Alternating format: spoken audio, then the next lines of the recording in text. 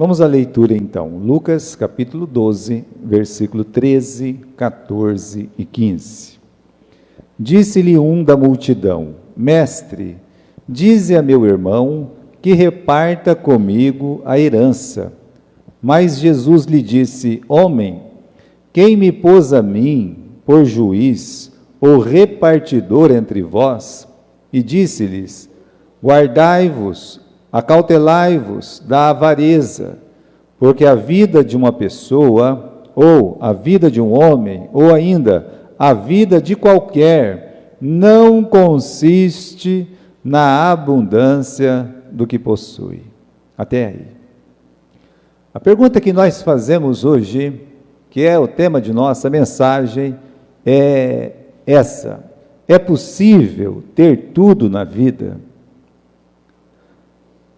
E também, não importa aquilo que você tem, mas quem você tem. Mas nós vamos tentar responder nesta noite essa primeira pergunta. E vamos fazer essa consideração que nós lemos: não importa o que você tem, mas quem você tem. Mas essa pergunta é muito importante. Nós, como crentes, nós temos tudo? A pessoa lá fora que não é crente, será que é ela que tem tudo? Porque a pergunta é possível ter tudo na vida? Então, eu digo para vocês, de onde nasceu essa ideia e essa mensagem? Teve um homem que visitou a casa de um casal de idosos. E, de fato, a casa era uma casa muito linda, era uma casa muito grande, num lugar muito bonito. É uma coisa assim esplendorosa, para onde você olha, para onde você vê, você só vê grandeza. Mas o que surpreende é que aquele homem idoso, né, depois do rapaz ficar olhando para cima, para baixo, para todas aquelas coisas, talvez ele percebeu que o rapaz estava olhando demais. Aquela casa, aqueles bens, era resultado de uma vida. Era resultado de muito trabalho, resultado talvez de muita preocupação, de muita aflição, e ele deixou escapar uma palavra, o idoso. Ele disse: eu não tenho mais vontade de viver aqui. Mas nós, quando estamos olhando para aquela casa, nós temos vontade de viver ali. Mas ele que já vive ali há muitos anos, aquela que é uma grande conquista na vida dele, ele mesmo diz: eu não tenho mais vontade de viver aqui. Esse lugar é muito sozinho, esse lugar é um lugar solitário. Tudo que eles fizeram, tudo que eles tinham, tudo que eles construíram, não conseguiu preencher o vazio que tinha em seus corações. E aí, meus irmãos, é que nasceu essa mensagem. Será que nós podemos ter tudo na vida? É possível ter tudo na vida? Então vamos aqui para o versículo 13.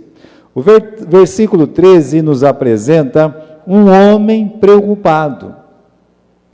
Por que um homem preocupado? Quando você lê o versículo 1, você descobre uma coisa interessante. Ele é apenas uma pessoa no meio de uma multidão, que a palavra de Deus diz, muitos milhares. Você pode ler comigo no versículo 1, ajuntando-se, entretanto, muitos milhares de pessoas, a ponto que um atropelava o outro. Então, irmãos, essas pessoas, esses milhares de homens e mulheres que se atropelavam, eles estavam ali para ouvir Jesus falar, para ouvir Jesus pregar. E Jesus pregou algumas coisas que eu creio ser muito importante na vida espiritual. Tudo que Jesus pregava era importante. Mas olha, por exemplo, a frase que ele disse: olha aqui, multidão, vocês valem mais do que os passarinhos, do que os pardaizinhos. Sabe, irmãos, porque Deus cuida dos pardaizinhos, e eles são muito importantes para Deus e Deus sustenta eles. Eu estava dizendo ontem, lá na igreja de Mesquita, em Galha, nós tínhamos um amigo lá, que tinha muitos passarinhos. Eu não vou falar o nome dele, porque senão alguém vai lá e vai pegar tudo passarinho dele. Mas ele tinha prazer e gostava mesmo dos passarinhos. Mas eu nunca vi naquela coleção um pardalzinho. Ninguém vê um pardal numa gaiola, ou mesmo, para lá, eu tenho um pardal. Não, pardal tem um monte aí, fica aí. Ninguém quer prender pardal. Ninguém arma uma arapuca para pardal, porque ele não tem as penas bonitas, porque ele não canta bonito. É um pássaro desprezado entre os tantos pássaros. E Jesus disse, eu cuido dos pardalzinhos. Deus cuida dos pardalzinhos. Jesus disse uma outra coisa, mais forte ainda. Ele disse assim, olha, quem me confessar entre os homens, você pode ler comigo aí, se você quiser, no versículo 9, 8 e 9. Aquele que me confessar diante dos homens, também o Filho do Homem confessará diante do Pai que está nos céus, e aquele que me negar, também eu vou negar. Agora, olha, irmãos, são palavras poderosas, é uma mensagem poderosa, é uma mensagem que chama o pecador. Quem crê em mim, ou aquele que me confessar, quem confessar o nome de Jesus, será salvo. É isso que Jesus está falando. E aí, quando ele está pregando para milhares de pessoas, no meio daquela multidão, é como se um deles levantasse a mão, eu também quero falar uma coisa aqui. É o que acontece no versículo 13. Então, de repente, esse homem do versículo 13, ele interrompe a pregação. Era uma mensagem importante, e ele interrompe do nada, e fala uma coisa que não tem nada a ver. Não tem nada a ver com a mensagem, não tem nada a ver com aquilo que todo mundo estava procurando. Ele olha e fala assim para Jesus, Senhor, mestre, versículo 13, mestre, fala para o meu irmão repartir comigo a herança, o que ocupava o coração desse homem. Todo mundo prestando atenção na mensagem, uma mensagem tão importante, e ele do nada, ele fala, mestre, fala para o meu irmão repartir a herança comigo. Porque, irmãos, era tão importante para ele aquela herança, porque ele teria na mão dele os bens, ele teria nas mãos dele dinheiro, ele imaginava que a vida dele ia ser mais feliz, ia ser mais completa, ia ser mais realizada, se ele tivesse aquela parte da herança, e talvez até ele culpava todas as suas frustrações, todas as suas angústias, tristezas, por não ter recebido aquela herança que o pai, quando morreu, deixou para ele, e para esse irmão que não tinha dividido com ele. É uma pena que a única coisa que o pai deixou para os filhos, que foi a herança, estava dividindo os filhos. É uma pena nós, como pais, se um dia partir deste mundo, a única coisa que a gente deixar seja apenas dinheiro ou herança, pelos quais os nossos filhos vão brigar, discutir, e às vezes tem gente aí que até se mata. Pois bem, Jesus foi duro com esse homem preocupado. Veja o que Jesus disse no versículo 4, disse, homem, é assim que nós o chamamos, um homem preocupado. Jesus diz, homem, quem me pôs a mim por juiz ou repartidor entre vós? Jesus se recusou a se meter naquela confusão, ele fez isso de pronto. Aliás, Jesus não se metia nessas querelas humanas. Quando alguém vinha trazer alguma questão, que era uma querela humana para ele, ele não se metia. E ele está aqui dizendo, olha, eu não sou repartidor, eu não sou juiz entre vós. Vai lá, procura um juiz e um repartidor. Aí Deus deu um conselho, Jesus, ele deu um conselho para ele. Primeiro, no versículo 15, guarde-se ou livre-se da avareza. Faça isso, meu filho, livre-se da avareza. Liberte-se desse mal que está no seu coração, o amor ao dinheiro, o descontentamento, o desejo de querer ter mais, ter mais, ter mais, o viver pelo dinheiro, isso é avareza. Então Jesus está dizendo: livre-se desse mal, meu filho, enquanto é tempo.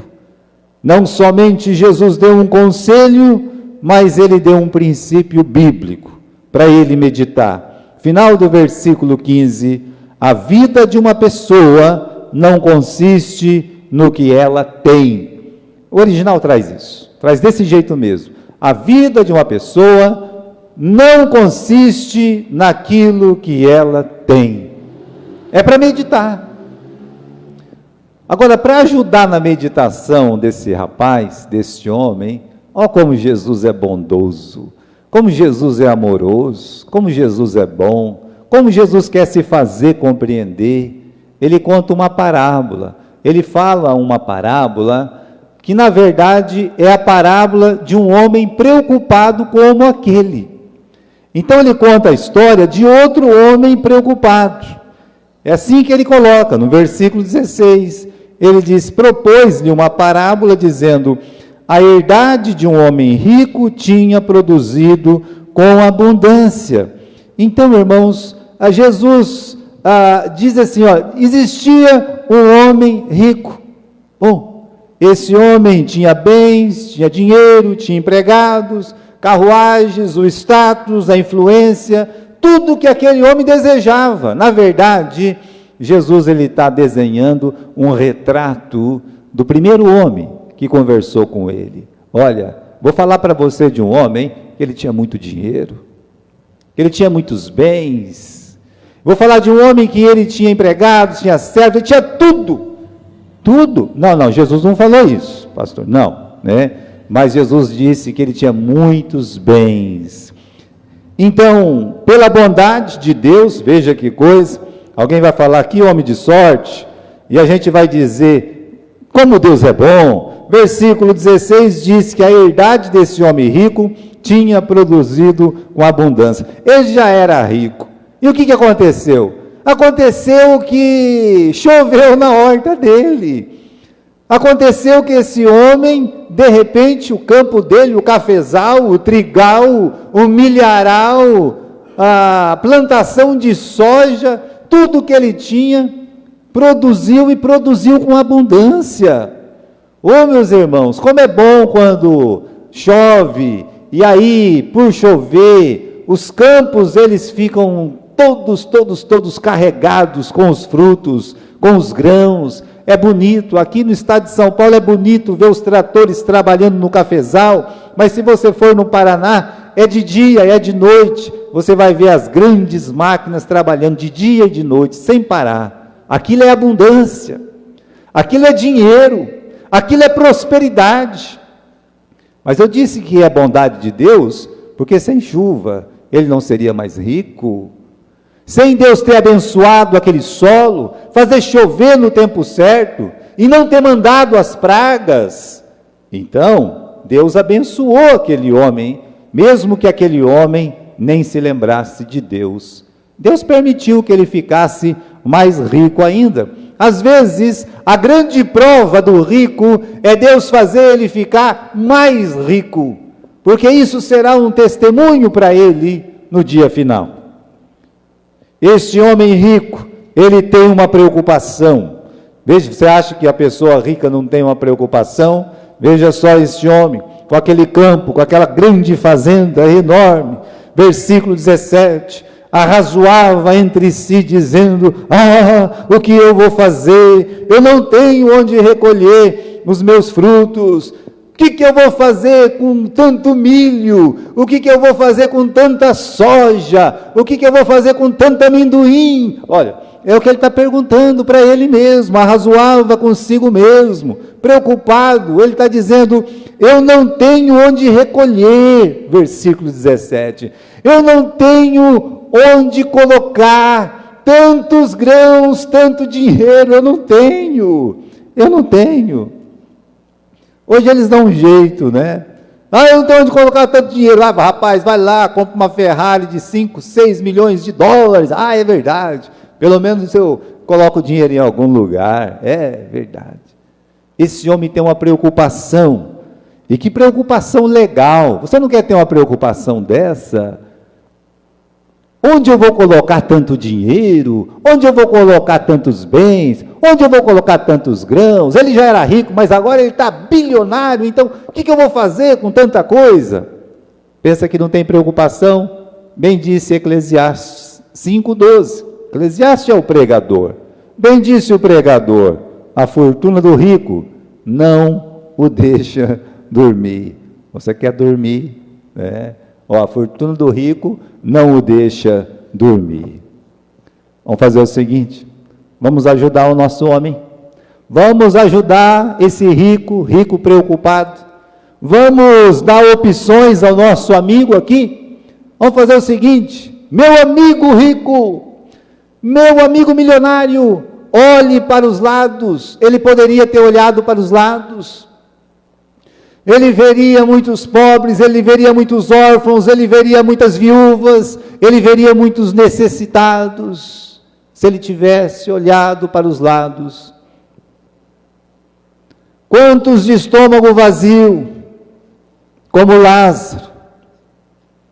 A Bíblia diz que quem dá aos pobres, empresta a Deus.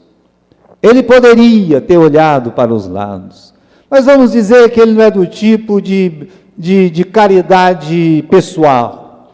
Podia dizer: não, eu não sou bom nisso, eu prefiro olhar para cima. Como assim olhar para cima? Eu vou ver a necessidade a partir dos céus, eu vou ajudar a igreja, e a igreja vai ajudar outras pessoas. É um jeito. Ele poderia ter olhado para os céus e não olhou, ele só olhou para dentro de si mesmo, somente para dentro de si mesmo. Ele diz assim: é isso que eu vou fazer, eu vou derrubar os meus celeiros, vou edificar maiores, recolherei minhas novidades, meus bens, vou dizer a minha alma, meus bens, é tudo meu aqui, meus celeiros, meus frutos, meus bens, minha alma. Ele só olha para ele próprio. Aliás, esse homem tem dois planos. Um nós chamamos plano emergencial. O que é isso, pastor? É para agora. É um plano que tem que ser logo. É emergência, então vamos praticar logo. Então ele vai fazer alguma coisa? Vai. O plano emergencial dele, ele disse o que ia ser.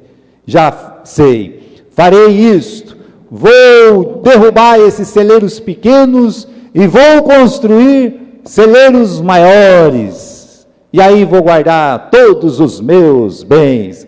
Então, de imediato, de emergência, ele ia construir celeiros maiores. Esse era o projeto emergencial. E ele tinha um projeto de futuro. Pensa que ele não tinha? Ele tinha. E qual era o projeto de futuro deste homem? Versículo 19. E vou dizer à minha alma, agora que você tem um bom depósito para muitos anos, faça o seguinte: descansa, come, bebe e folga.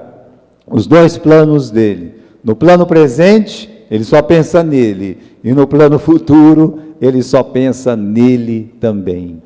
Ele quer uma rede, ele quer comer, beber, quer beber mesmo, né?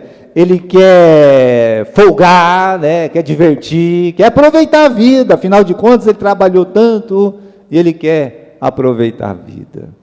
Deus tem uma palavra para ele, chamando ele do quê? De louco. Louco, versículo 20. Esta noite pedirão a tua alma e o que tens, para quem será? Muito bem, irmãos. Diante deste homem, diante dos projetos deste homem, diante da vida que nós temos aqui, uma vida que já era rica, virou milionária, com grandes projetos, projetos presentes, projeto de futuro, a coisa só melhorou para ele. A gente faz a pergunta: será que o princípio bíblico do versículo 15, vamos voltar para o princípio bíblico, o conselho de Jesus era: guarde-se, livre-se da avareza. Mas o princípio bíblico, qual era o princípio bíblico? A vida de uma pessoa não consiste naquilo que ela possui. É assim. Então, será que essa máxima está certa? Porque tem outras máximas, né? Qual outras máximas? Essa que eu escutava muito quando era pequeno. O homem vale quanto tem no bolso. Não tem nada, você não vale nada, né? Eu tenho quinzão, tá? Vamos chamar você de quinzinho, tá bom?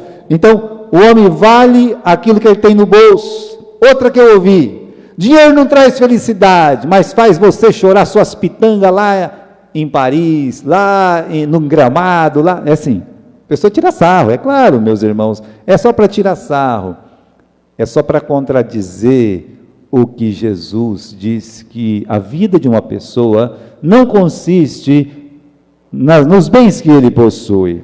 Bom, essa propaganda, já falei uma vez aqui para vocês, uma propaganda, né, que eu vi. Quando você vai ali para Pompeia, tinha uma placa muito grande lá, e é como se fosse assim: venha ser feliz conosco. Aí naquela placa tem um desenho muito bonito, sabe? Uma placa bonita. E aí você vai encontrar, tipo, uma família toda sorrindo, sabe? Parece a propaganda da Colinos.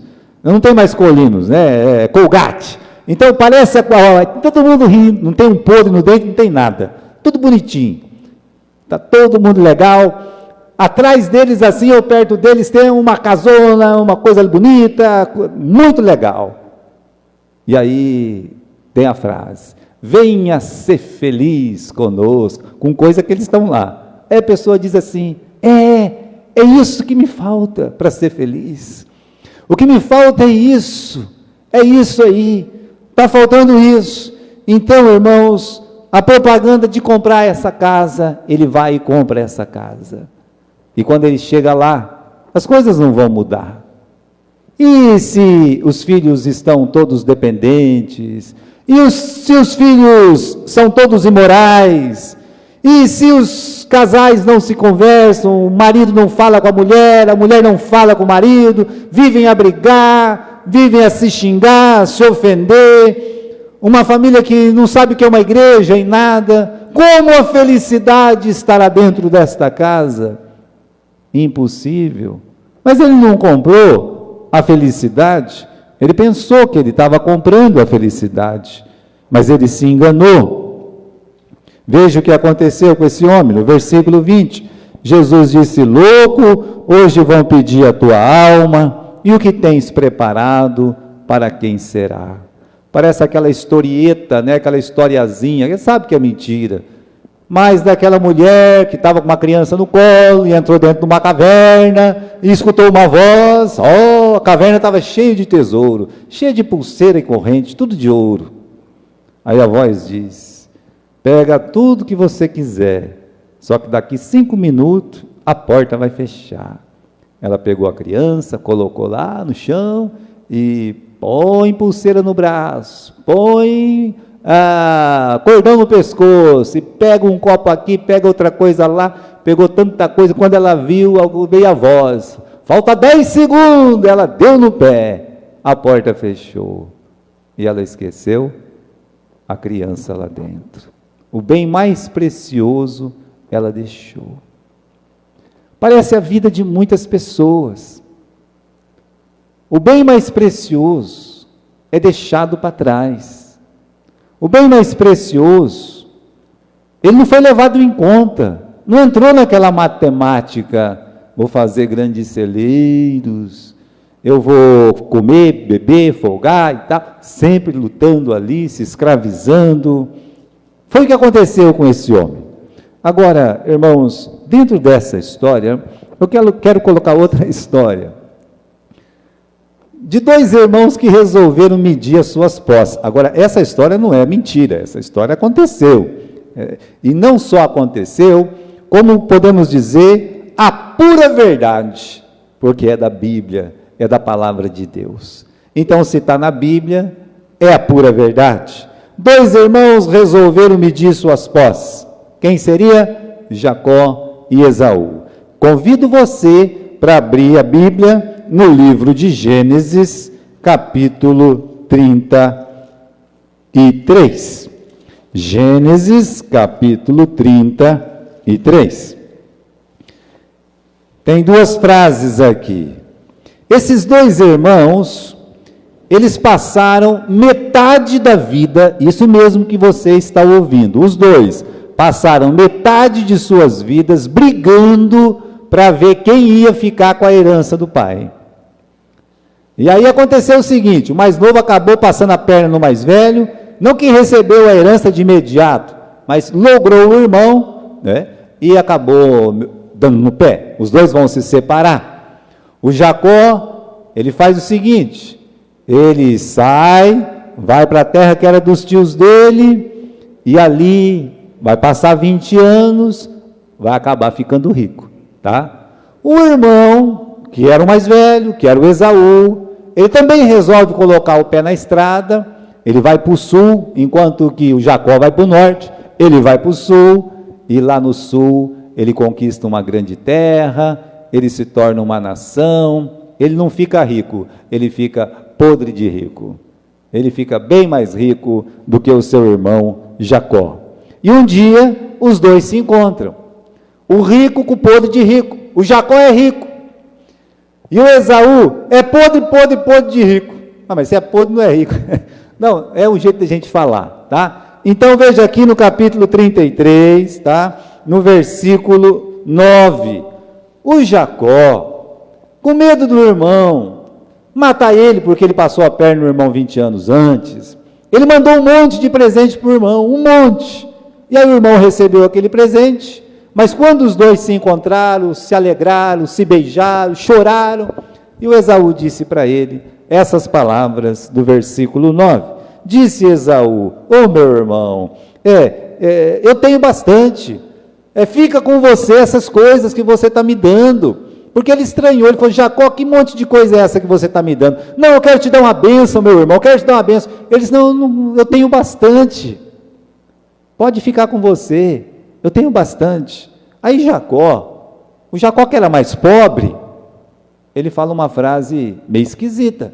Aí no versículo 11, ele diz: toma minha bênção, meu irmão, pode ficar, foi trazida para você, porque Deus graciosamente me deu, porque eu tenho de tudo. Estão lembrados dessas duas frases? Já falamos disso certa vez. O irmão que é mais rico diz: eu tenho bastante. O irmão que é mais pobre olha e diz: eu tenho tudo. Quem tem mais? Quem tem tudo ou quem tem bastante? Bom, você sabe, tem mais quem tem tudo. Bastante não é tudo. Bastante pode ser muito, mas bastante não é tudo. A pergunta que a gente faz é: como Jacó, que tem menos posse que seu irmão, pode dizer que tem tudo? Como é que ele que é mais pobre pode falar isso para o irmão dele? Pode alguém ter tudo mesmo sendo pobre? Será que uma pessoa pobre pode olhar e dizer que tem tudo? Terceira pergunta: o que exatamente é ter tudo? O que é ter tudo? Rapidamente eu quero falar do Jacó para vocês. Teve um tempo que ele só era rico. Só era rico. Aqui, ele saiu da casa do pai dele, com uma mão na frente ou da trás, isso é verdade. Saiu pobrinho, tadinho. Saiu, olha, ele chegou lá com sede, cansado, desse jeito mesmo que eu estou dizendo. Ele chegou na casa do tio dele sem nada, trabalhou um tempo de graça, até que o tio olhou para a cara dele e falou assim: olha meu filho, eu vou dar um salário para você. Ele disse: não quero salário não, quero casar com a sua filha mais nova, a Raquel. Aí ele disse: isso vai te custar só 7 anos de trabalho. No fim dos 7 anos, enganou o Jacó, deu a filha errada, e ele queria a certa. Não, você tem que trabalhar mais 7 pela certa. Então, o coitado do Jacó, ele trabalhou 14 anos de graça. Depois ele nasceu o Zezinho, o José nasceu, e quando o Zezinho nasceu, ele disse para o sogro: agora eu vou embora, dá o que é meu e vou embora, quero minha esposa e meus filhos e vou embora. Aí o sogro disse: você está muito nervoso, tem que tomar uma maracujina, não faça isso não. Agora vamos ver quanto você quer ganhar, vamos fazer um acordo aí. E os dois fizeram um acordo, só que dessa vez quem passou a perna no sogro foi o Jacó. E o Jacó ficou rico. Capítulo 30, versículo 43. Dá uma olhada aí no capítulo 30, versículo 43. O que está escrito aí? 30, 43, está escrito assim: e cresceu o varão em grande maneira, e teve muitos rebanhos, e teve servas, e teve servos, e teve camelos, e teve jumentos. Você repare aí, então, irmãos, começou a mexer, literalmente ele mexe os pauzinhos, engana o sogro, e ele fica tão rico. Mas ele fica tão rico, não está que nem o irmão, tá? Bem mais pobre que o irmão. Mas no capítulo 31, diz que ele ficou tão rico que os cunhados e o sogro, ou seja, ele era tão rico que os parentes tinham inveja dele. Veja só. Se o teu parente ficar rico, fique contente, porque você vai ter um parente rico, né? Vai poder ir lá na casa dele, né? Fazer uma festinha, e você vai com a maior cara de pau ainda, né? Pense nisso. Aqui o Jacó, ele é rico de causar inveja, tá bem. Quando ele voltou para Canaã, quando ele vai embora, depois de 6 anos, ele enricou tanto que Deus mandou ele voltar para casa, então ele está voltando para casa. Mas antes dele voltar para casa, no capítulo 31, capítulo 32, versículo 10, ele fala uma frase que nós temos que considerar. É a frase quase igual daquele louco lá do Novo Testamento. Ele diz assim, no capítulo 32 e versículo 10, lá no fim: com o meu cajado eu passei esse Jordão, e agora eu sou 2 grandes multidões. Pegou o cajadinho, o mesmo cajadinho que ele veio, você está vendo esse cajadinho? Está vendo aqui meus filhos? Está vendo aqui Rubinho? Está vendo aqui Acer? Está vendo aqui Judazinho? Olha aqui, né? Aprende com seu pai, aprende. Quando eu passei aqui pela primeira vez, eu só tinha esse pedaço de pau, só esse cajado. Mas agora, meus filhos, agora, chutando o balde, sabe? Agora eu sou 2 mandos. É assim. Está grande o homem, está forte. Quando ele voltou para Canaã, tudo que ele tinha, no capítulo 31 e versículo 17, tudo que ele tinha, um camelo podia carregar. Capítulo 31, se não é em um, é em outros camelos. Camelos podiam carregar tudo que ele tinha. Capítulo 31 e versículo 17. Então se levantou Jacó, pondo seus filhos e as suas mulheres nos camelos. Versículo 18. Levou todo o seu gado, toda a sua fazenda que tinha adquirido, o gado que possuía, que alcançara em Padã-Arã, para ir a Isaque seu pai, à terra de Canaã. Versículo 21. E fugiu ele com tudo o que ele tinha. Tudo o que o Jacó tinha podia ser carregado por camelos. Agora, isso é uma trágica verdade. Quando tudo que você tem pode ser carregado num caminhão ou pode ser guardado num cofre. Isso é muito triste. Quando tudo que você tem é um diploma ou um talento que com um sopro acaba, que com um Alzheimer acaba, isso é muito triste. Quando tudo que você tem ou nós temos é saúde ou beleza, o próprio tempo se encarrega de dizer como você foi tolo em achar que isso é tudo. Agora, nesse ponto, meus irmãos, o Jacó, ele tem muito para nos ensinar. Por que ele tem muito para nos ensinar? Porque ele fez uma descoberta. Lá, aqui no versículo 21 do capítulo 31, vou ler de novo. Fugiu ele com tudo que ele tinha. Até esse momento, ele só tinha bens, ele só tinha camelos, ele só tinha ovelhas. E nesse momento aqui, ele é mais pobre do que o irmão dele. Ele é rico, mas o irmão dele é muito rico. O irmão dele podia dizer: eu tenho bastante. o Jacó abaixaria a cabeça e diria: eu não tenho tanto assim. Por quê? Porque o Isaac veio com ele, com 400 homens. Agora, imagine que 400 homens é mais do que Abraão, porque Abraão tinha quanto? 318.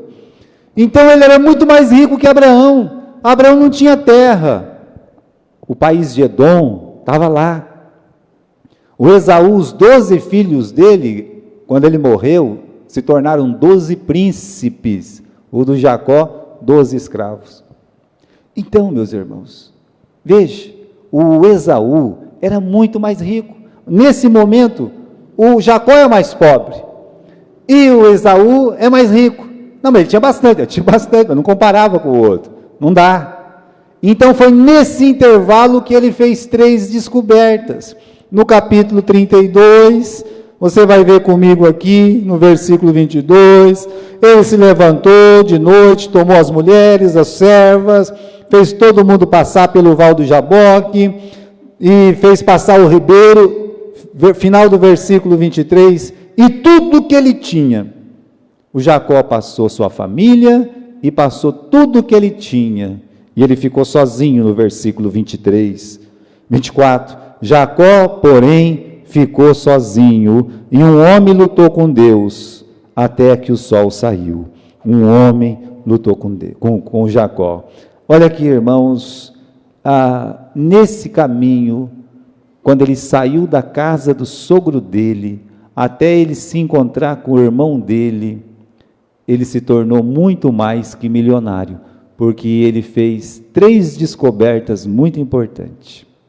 A primeira descoberta que ele fez é que tudo que ele tinha, no estalar do dedo, poderia ser perdido. Quando ele saiu de casa, saiu escondido do sogro, o sogro pegou um monte de homem, os seus filhos, e saiu atrás para pegar e matar o Jacó, para pegar e dar fim, e levar de volta as mulheres e os filhos, os camelos e tudo. No meio do caminho Deus disse: você não vai se meter com ele. Então, o Labão, ele não fez nada com Jacó. Só que o Labão, no capítulo 31 e no versículo 43. Eu quero que você abra lá. Capítulo 31 e versículo 43. Veja a descoberta que o Jacó fez nesse momento. O sogro dele olha para ele e fala: respondeu Labão e disse: estas filhas são minhas, esses filhos são meus, este rebanho é meu. Tudo que você vê é o quê? É meu. E seria, porque era só matar o Jacó. Tudo que ele tinha, ou não precisava nem matar, era só olhar para o Jacó e dizer: Jacó, caminha. Fazer que nem os baianos falam, né? A irmã Edith olhava para o molequinho dela lá, o André, que hoje já está um homem, olhava para ele, pegava aquele cajadinho dela e falava: caminha, André, caminha, né? O Andrezinho, tadinho, sai correndo, caminha. Olha, o Labão podia olhar para o genro e dizer: caminha, fica esperto, caminha. Você veio sem nada, volta sem nada. Tem gente que é assim. Entrou pela porta da frente, sai pela porta da frente. Bem, irmãos, primeira descoberta, que tudo que ele tinha podia ser perdido facilmente, num piscar de olhos. A segunda descoberta foi quando ele ficou frente a frente com Deus, porque ele não tinha mais a família, ele não tinha mais os camelos, ele não tinha mais os bens. Repare no versículo 24 do capítulo 32, a palavra é bem clara aí. A palavra diz que Jacó ficou sozinho. Segunda descoberta, que tudo que ele tinha nessa vida não tinha nenhum valor quando se está diante de Deus. Todo homem um dia vai ficar diante de Deus, sendo esse homem rico ou esse homem pobre, vai ter que se encontrar com Deus. Jacó, ele se encontrou com Deus em terra, nós vamos se encontrar na nossa morte ou na volta de Jesus Cristo. E nós vamos fazer a mesma descoberta que Jacó, que tudo que a gente tem não tem valor, não vale nada. Para Deus não vale nada. Ele era um grande, vamos dizer, quem cuida de ovelha é o que mesmo? Ovinocultor, né? Então, esse homem é um grande, podia ser, ele tem muito camelo, podia ter, mas para Deus não perguntou o que ele tinha, o que ele não tinha. Deus pegou a orelha dele ali, sabe, apertou a orelha dele, e aí, vai ter que se encontrar comigo agora. Então, irmãos, lembre disso, tudo que nós temos diante de Deus é como se estivéssemos pelados. Agora, a terceira e mais importante descoberta de Jacó é que a coisa mais importante da vida é você ter um encontro com Deus para a sua salvação. Aqui no capítulo 32, vamos aqui no versículo 30, Jacó chamou aquele lugar de Peniel, porque ele disse: eu vi a Deus face a face, e minha alma foi salva. O dinheiro não tinha valor, tudo que ele tinha podia ser perdido de uma hora para outra, de repente, mas quando ele teve um encontro com Jesus, quando diz que tenho visto Deus face a face, é como se você lesse: eu tive um encontro com Jesus, e a minha alma foi salva. A minha alma foi salva. Essa foi a grande descoberta de Jacó, que Deus o salvou. Como nós, quando entregamos a vida para Jesus. Que descoberta maravilhosa. Então, irmãos, voltemos lá para o Novo Testamento, no capítulo 12, do livro de Lucas. O que é ter tudo? Ter tudo é ter o que o dinheiro não pode comprar. O dinheiro não compra alegria, o dinheiro não compra paz, o dinheiro não pode comprar o amor, e muito menos o dinheiro pode comprar a vida eterna. Tudo, que é ter tudo? Ter tudo é ter Jesus. Veja o que Paulo disse aos Colossenses: Cristo é tudo. Colossos era uma igreja muito sofrida, de pessoas muito humildes, pois Paulo disse a esses irmãos: Cristo é tudo. Para os Efésios, Cristo falou coisas parecidas, disse que a plenitude de Cristo, aquilo que Cristo tem para nos oferecer, a forma, meus irmãos, que Ele entra em nós, diz assim: a plenitude de Cristo preenche tudo em todos. Cristo não apenas é tudo para nós, mas Ele preenche tudo na nossa vida. Aí, meus irmãos, mostra que Ele é suficiente. Cristo é suficiente para cada coisa, para cada situação, para cada circunstância da nossa vida. Cristo é tudo. Cristo nos preenche. Isso explica o Jacó dizer para o irmão dele, quando o irmão que era podre de rico disse para o Jacó: eu tenho bastante. O Jacó, com autoridade, podia dizer: até meia hora atrás eu tinha menos que ele, mas agora a minha vida foi salva, eu recebi a salvação. É como nós. Ele poderia dizer: agora eu tenho Jesus. Então ele podia dizer para o irmão: meu irmão, pode ficar, camelo, roupa, carneiro, tá? Pode ficar, eu tenho tudo, porque quem tem Jesus tem tudo, porque Cristo é tudo. Por que abrimos aqui no capítulo 12? Para terminar. Vamos lá. Vamos terminar a mensagem, então, capítulo 12 do livro de Lucas, e versículo 20. Deus disse: louco, esta noite te pedirão a tua alma e o que tens preparado, ou seja, e a tua vida, para quem será?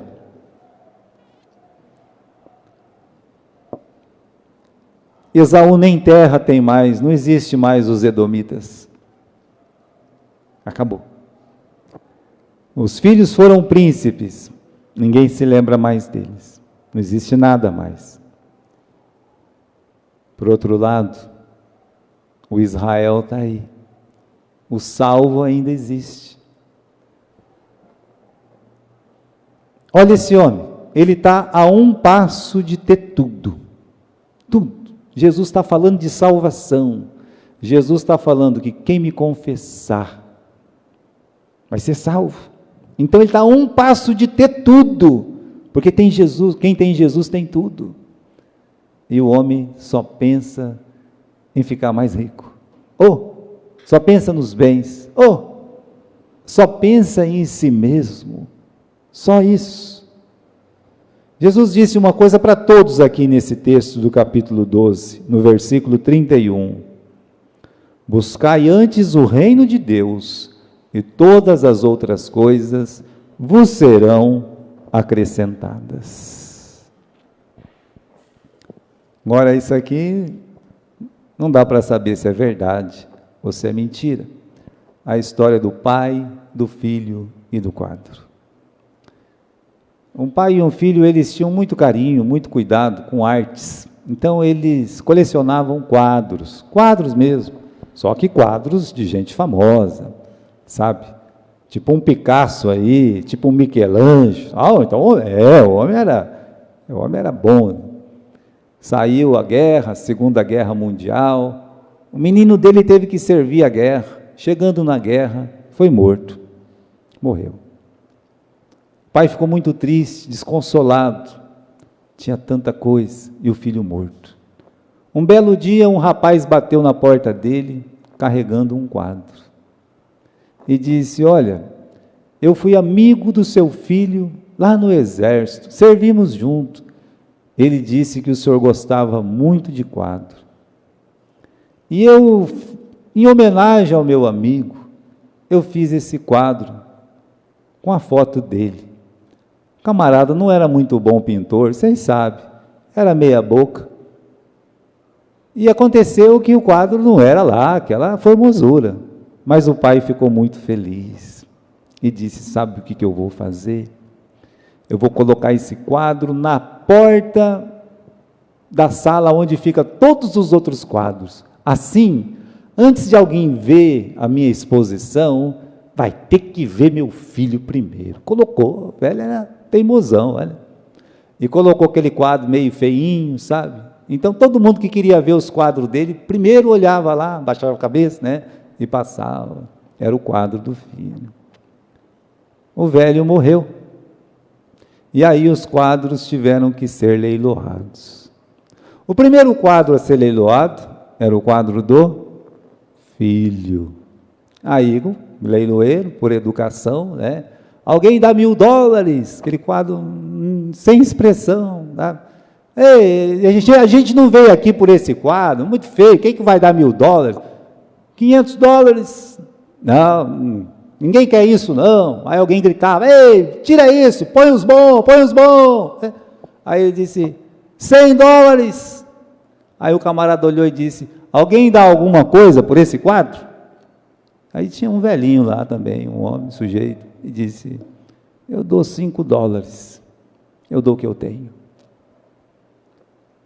Aí o homem pegou, deu o quadro e disse: está encerrado o leilão. Aí foi um alvoroço. Ei, mas e os outros quadros não vão ser leiloados? Calma, gente, calma.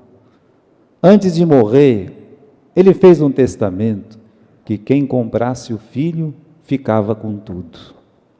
Então esse sujeito, ele vai ficar com tudo, porque ele ficou com o filho.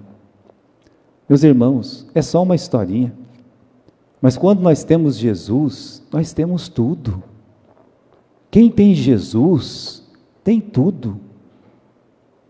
Nós recebemos todas as bênçãos celestiais, diz Paulo, em Cristo Jesus. Jesus é a nossa alegria, Jesus é a nossa paz, Jesus é a nossa esperança, Jesus é a vida eterna, nossa ressurreição.